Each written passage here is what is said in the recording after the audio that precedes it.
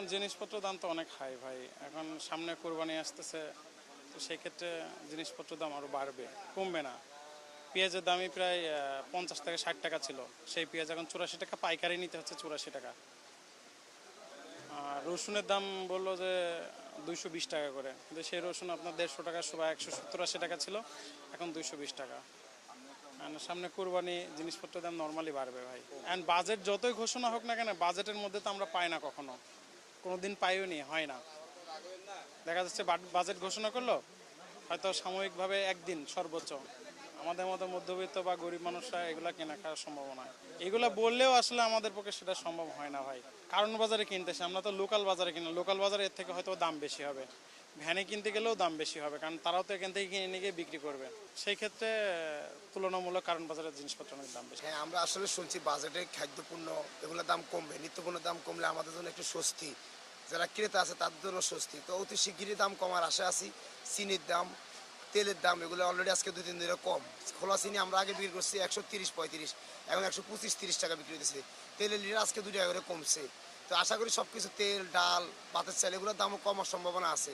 একমাত্র বেশি খালি মশলার দামটা বাইরে ইম্পোর্ট করতে হয়। আমাদের দেশে চিনি, তেল, ভাতের চাল, ডাউল এগুলো সরবরাহ ভালো আছে, দামও কমার দিকে আছে। তো আমরা চাই অতি শিগগিরই আরও দাম কমুক, তাহলে আমাদের জন্য ভালো, সাধারণ ক্রেতার জন্য স্বস্তি ফিরবে অতি তাড়াতাড়ি। এটা আমাদের উদ্যোগটা ভালো হয়েছে।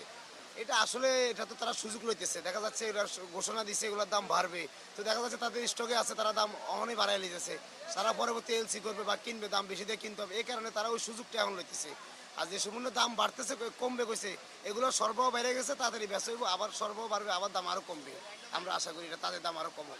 এটা এই যে আজকে দেখা যাচ্ছে ঘোষণা দিচ্ছে বাজারে দাম কমবে, এই কারণে তেলের আজকে সরবরাহ সাপ্লাই বেশি, তেলের 2 টাকা করে কম নিতেছে তেলের দাম।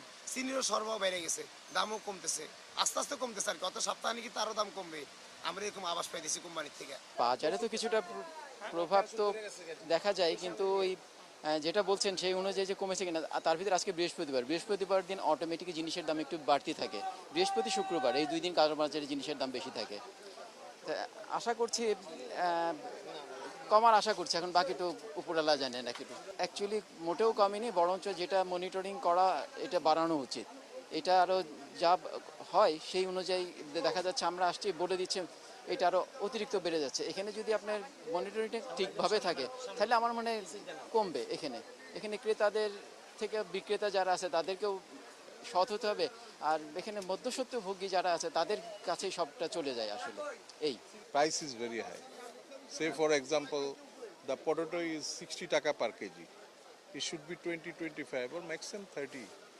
But এটা আপনার 60 টাকা করে বিক্রি হচ্ছে। পেঁয়াজ 100 টাকা, অনিয়ন পেঁয়াজ 100 টাকা। This is the thing. All the prices are getting higher and higher day by day.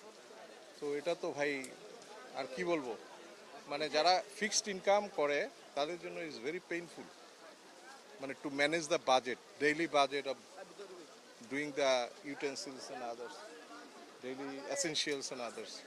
তো এটা হলো মানুষের জন্য প্রচণ্ড চাপ হয়ে যাচ্ছে। বাংলাদেশে আমার মনে হয় বাজার কন্ট্রোল করার জন্য কোনো সংস্থা নাই, কোনো ম্যানেজমেন্ট নাই। এটা আমাদের দেশে নতুন করে চিন্তা করে আমার মনে হয় they have to come forward, government should come forward, না হলে হবে না। এটা পৃথিবীর অনেক দেশেই আছে যে কোথার থেকে তারা পাইকারি কিনে ওখান থেকে এনে বাজার কন্ট্রোল করে, এখানে there is no control at all. আসলে বিষয়টা হচ্ছে যে বাজারে কোনো ধরনের প্রভাব পড়বে না, কারণ হচ্ছে এটা তো সিন্ডিকেট সব জায়গায় চলতেছে। বাংলাদেশে কোনো আইনের শাসন নেই। আইনের সঠিক শাসন যদি হইতো তাইলে কিন্তু সব কিছু ঠিকভাবে চলতো আর কি।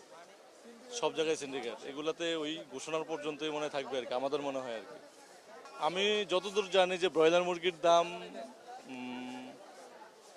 ধরেন খামার পর্যায়ে অনেক কম, কিন্তু খুচরা পর্যায়ে দেখেন এখনো 200 টাকার নিচে নামেনি, 190-200। তো খামার পর্যায়ে অনেক কম, তাহলে এটার বিষয়টা কি? এটা তো কোনো সুরাহা হচ্ছে না। যদি ভোক্তা অধিকার ওইভাবে কাজ করতো সঠিকভাবে, তাহলে অবশ্যই এটা সম্ভাবনা ছিল আর কি।